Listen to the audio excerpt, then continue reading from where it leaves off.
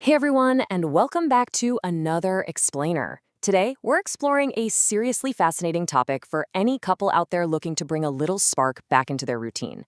Because let's face it, as modern couples, we're constantly on the hunt for fresh, meaningful ways to reconnect. Life just gets incredibly busy, right? Our schedules are completely packed, and honestly, quality time often ends up taking a backseat. And when we're stuck in that exhausting daily grind, our attempts at reconnecting can sometimes feel like just another task on the to-do list. We default to whatever is easiest rather than what's actually fulfilling.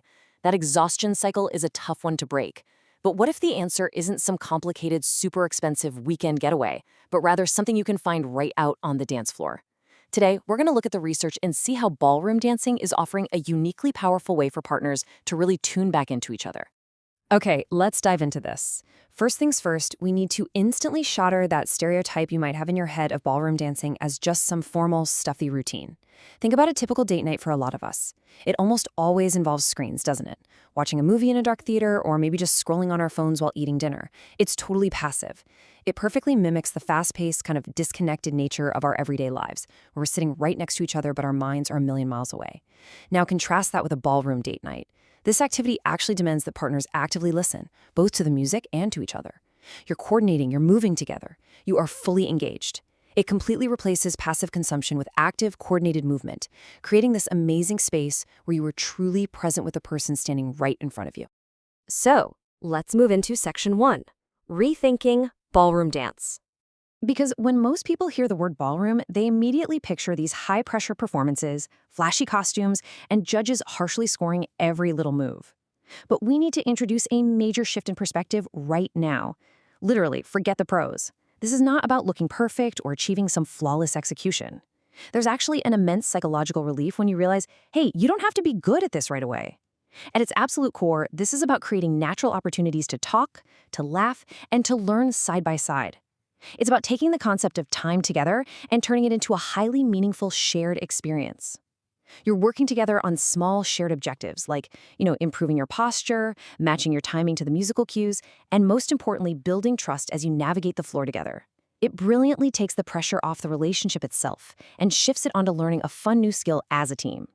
Which brings us to section 2, the magic of structure. The really crucial point here lies in the hidden mechanics of connection found in the actual structure of the dance itself. Like, why does structure work so incredibly well for busy couples? Well, first off, following a clear sequence of steps massively reduces decision fatigue. Think about it. We make thousands of decisions all day long at work, managing the house, parenting. By the time the evening rolls around, our brains are just fried. But on the dance floor, you follow a set pattern. It gives your brain a much-needed break while simultaneously giving you this great feeling of tangible, trackable progress. On top of that, this structure encourages real-time adaptation. The leader guides, the follower responds, and both of you have to adapt in the moment as a totally unified team. You have to actually pay attention to your partner to make the steps work, which naturally draws you closer without you even having to overthink it. And honestly, one of the most striking insights from the research frames it just perfectly. It's the rare activity where you can be fully engaged without needing conversation on demand. This is such a huge light bulb moment. Think about how often date nights feel pressured by this intense need to constantly keep a conversation going. When you're already exhausted from a long week, sitting across a table trying to conjure up engaging topics can literally feel like hard labor. In ballroom dance, the music provides a shared rhythm, and the instructor gives you the cues. You get to experience the beauty of finding a shared harmony without the heavy burden of forced conversation. You can simply be together, totally focused and engaged in the movement. All right, let's explore section 3, choosing your dance style. Now, what's really interesting about this slide is the sheer variety of moods you can tap into. Depending on what you and your partner actually need right now, you can pick a style that perfectly matches your desired vibe. If you've had a completely chaotic week and you just want something smooth and romantic to help you both unwind, well, the foxtrot and the waltz are absolutely your go-to styles. But on the flip side, if things have been feeling a little bit too serious lately and you want to inject some playful energy and just goof off and laugh with each other, the cha-cha is fantastic for that. And then, of course, there's the tango. Oh man, it offers incredible drama and precision. Our source does note that tango takes a little bit more practice to truly master, but for couples who love a focused challenge and really want to dial up the intensity, it is deeply rewarding. So once you've thought about your style, you've got to find the right environment. Our source highly advises looking for beginner-friendly, couples-only classes. Finding a studio that focuses on basic hold and frame instruction in a really supportive environment is absolutely essential. Imagine walking into a room full of advanced dancers, practicing these wild, complex routines for a competition. That is an incredibly intimidating environment. It'd probably make you want to walk right back out the door. But when it's just other couples starting out, fumbling through their very first steps right alongside you, it completely eliminates that fear of looking silly. You feel supported, you feel way less self-conscious, and you can just focus on learning with your partner rather than worrying about anyone judging you. Moving right along to Section 4, Setting Sustainable Dance Goals. The secret sauce to making this a sustainable habit is entirely in how you measure your success. You absolutely need to focus on early wins.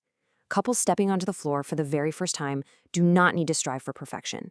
Instead, intentionally celebrate those specific small milestones. That might mean simply remembering a short step sequence from the previous week. It might mean maintaining consistent timing with the music for just one whole song. Or honestly, it could even just be completing a turn without losing your balance and stepping all over each other's toes. Celebrating these specific little victories is exactly how you build confidence.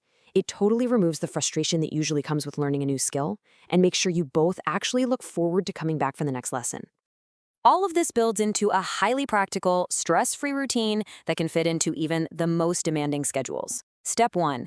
Commit to just one class per week. That's it. Keep the commitment manageable so it never becomes a burden. Step 2. Practice for just 5 to 10 minutes at home, focusing on a single transition. The barrier to entry here is so incredibly low. You can literally do this in your living room while dinner is cooking in the oven. But it is crucial because those few minutes of home practice build muscle memory and prevent that awful sinking frustration of forgetting everything by the time the next class rolls around. And finally, step 3, choose a favorite song to practice to, or maybe even attend a local social event to celebrate your progress.